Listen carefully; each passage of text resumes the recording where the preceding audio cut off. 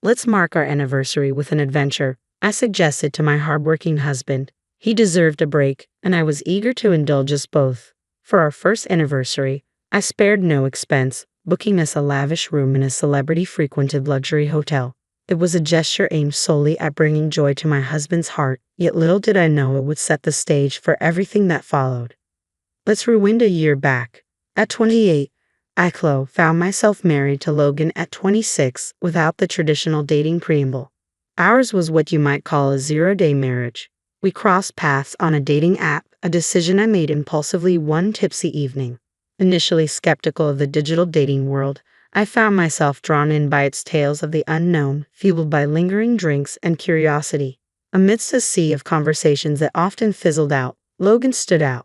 After a month of daily exchanges, we agreed to meet, and from the moment we did, it felt like reconnecting with an old friend. On our first meeting, Logan proposed the idea of dating with marriage in mind, and despite my reservations, I went along with it. It was swift, perhaps too swift, but there was an undeniable pull between us. Before long, we were arranging family meetings, caught up in the whirlwind of our budding relationship. Looking back, I see now the signs I missed, the subtle cues that hinted at what was to come. As we gathered for the family meeting at Logan's home, his excitement was palpable. "Mom, I've brought home my future wife," he announced proudly. Though I felt a twinge of self-consciousness, his mother Grace and sister Lily matched his enthusiasm, setting the stage for the next chapter of our story. As we exchanged pleasantries, Grace warmly greeted me, dispelling any formality. "Let's drop the formalities," she said with a smile. "We're becoming family after all." Her words filled me with warmth, reassured by the prospect of joining such a welcoming family. The tension dissolved instantly, replaced by a sense of familiarity that made it seem as though we'd known each other for years. Just as I was basking in the newfound ease, Lily posed an unexpected question. "So, how much do you make a year?" she inquired, her curiosity bordering on intrusive. Logan swiftly intervened, offering an explanation. "I've just started a new job, so it's entry level for me. Cho's been a nurse for 8 years, so she earns about twice as much," he explained, a hint of pride in his voice. Grace's response caught me off guard. "Wow, you're rich. What a fortunate marriage," she exclaimed, patting Logan's shoulder approvingly. Although his modesty belied the situation, I couldn't shake the unease that crept in.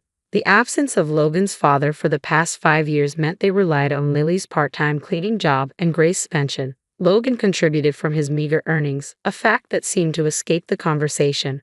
Then came the question of our living arrangements. "Where will you live?" Grace inquired, her curiosity tinged with expectation. "We have a condo," I replied, admitting I'd bought it last year, never anticipating marriage. Lily's response veered towards surprise and a hint of envy. "You own a condo. Must be nice," she remarked, a subtle suggestion of newfound wealth.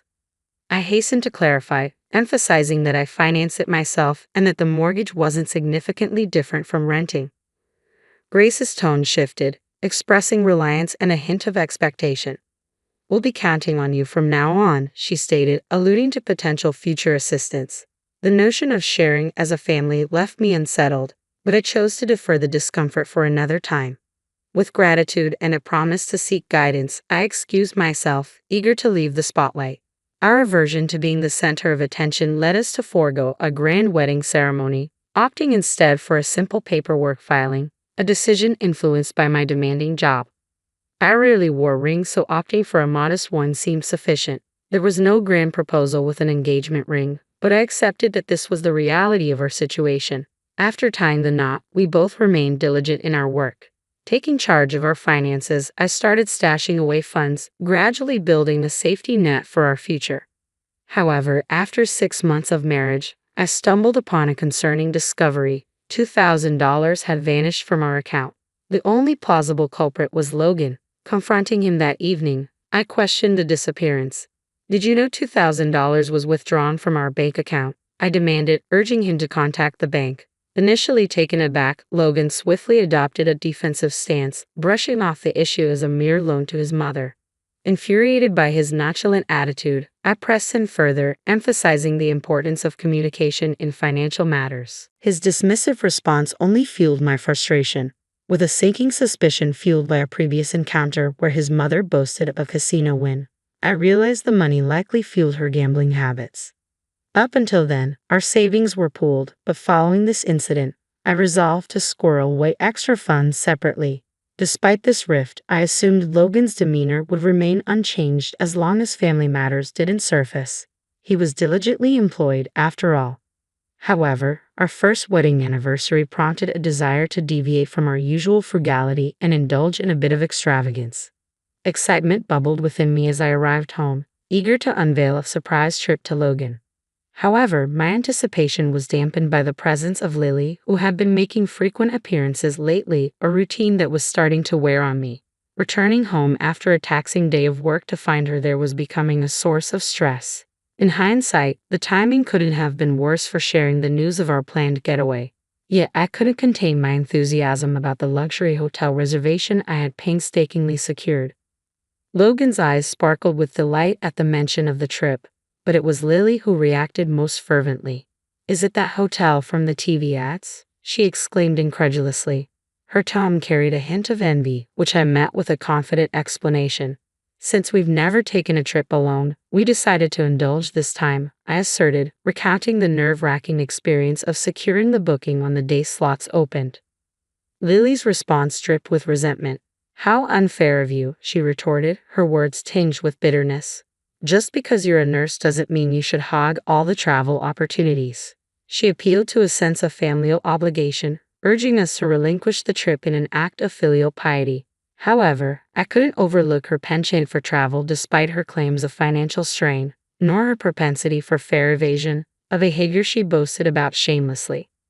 Her thinly veiled attempts at manipulation left me resolute in my decision. "Absolutely not," I declared firmly, determined to stand my ground. "We've been saving for this trip, and Logan works tirelessly. We deserve this splurge." Lily's displeasure morphed into a pointed remark directed at Logan, casting aspersions on my character and our marriage. Despite the discord, I remained steadfast in my resolve. There was no way I would forfeit our long-awaited trip to appease Lily's sense of entitlement. I felt a surge of anger as Logan remained silent, his gaze fixed downward. His inability to defend me only fueled my frustration. As Lily departed, her muttered remark casting me as the villain, Logan's puzzled expression mirrored my own disappointment. The excitement surrounding our trip dissipated, replaced by an uncomfortable tension that lingered as we retired for the night in an awkward silence. Normally, a good night's sleep would ease my troubles, but the following day brought an unexpected turn of events. Logan's words struck me like a blow when he suggested going on the trip with his mother and sister instead, excluding me entirely. I was taken aback, vehemently opposed to the idea. I couldn't shake the suspicion that his sudden change of heart stemmed from the late-night texts flooding his phone, likely filled with manipulative words from his family. His accusation of my heartlessness only deepened the divide between us.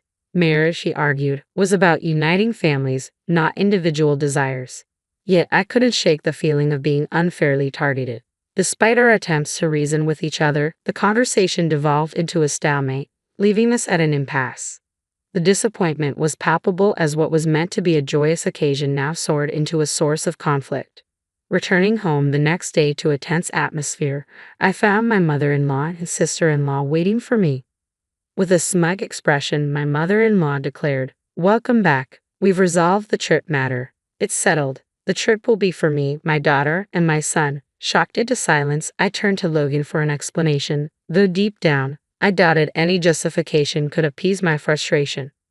Logan's response only fueled my disbelief. "It's as my mom said," he explained. "I shared our recent issues with her, and she proposed this solution. I'm going, you're staying. That's final." Outraged by the lack of consideration, I finally lost my temper, demanding an explanation for their irrational decision. But Logan's reply was laced with venomous words, his anger boiling over. He belittled my profession and reduced me to a mere source of income, revealing a side of him I had never seen before. His psychological abuse cut deep, leaving me feeling foolish for the efforts I had invested in our relationship thus far. Witnessing the altercation, my sister-in-law interjected, urging us to make amends and join them on the trip. But the thought of acquiescing to their unreasonable demands was too much to bear. I couldn't tolerate Logan's dependency on his mother and sister any longer. I've reached a point where I realize I don't need to hold on to affection for Logan or his family anymore. My once warm feelings have cooled to the point where it feels like I've been living in a dream. The idea of going on a trip with someone I've grown to dislike so intensely is unbearable. If his family holds such significance for him, then perhaps it's time to end our relationship. Let's proceed with the divorce, just as I suggested. It seems like the only logical solution to this impasse. Logan agrees, albeit with a hint of relief, suggesting we discuss it further after the trip. For now, he insists, the trip must take precedence. Feeling defeated, I reluctantly concede, allowing his family to have their way. When I inform Logan of my decision, he's quick to express his gratitude, assuring me he'll buy me a souvenir and even suggesting I might want some time alone to relax. His cheerful demeanor grates on me, but I've resolved to see this through. Taking matters into my own hands, I arranged for the hotel reservation to be changed to Logan's name and adjusted to accommodate a party of 3. On the day of their departure, I take the day off to see them off, observing their excitement with a mixture of resignation and amusement. Their overly packed suitcases for a one-night trip draw a chuckle from me as they set off. With them gone, I'm left with a newfound sense of purpose. Over the next 2 days, I embark on a life-changing task, relocating all of Logan's belongings to a rented storage unit. As a minimalist, I don't have much to pack up, but the process keeps me busy and focused on the fresh start that lies ahead. With the help of a friend from work, we swiftly complete the task in less than 2 hours. Now, there's no reason for Logan to return. This condo, purchased in my name when I was single, will remain a sanctuary from him. The locksmith I've arranged arrives promptly, ensuring that Logan is permanently barred from entering the premises. Additionally, I've sought legal advice from a lawyer named Mason regarding the divorce proceedings. Armed with audio evidence of the psychological abuse I endured, Mason assures me of a guaranteed victory and offers to represent me. Relieved to have someone else handle the divorce talks, I focus on tying up loose ends. Meanwhile, Logan and his family are under the mistaken impression that the hotel stay is prepaid, unaware that I had only made reservations. As a gesture for our anniversary, I had even arranged for a fancy cake and champagne, intending to surprise him. However, all expenses were to be settled at checkout. As anticipated, my phone buzzes incessantly around checkout time, but I ignore the calls with a sense of satisfaction. I can only imagine their shock when confronted with the hefty bill at the hotel. True to my expectations, I end up in police custody, unable to pay.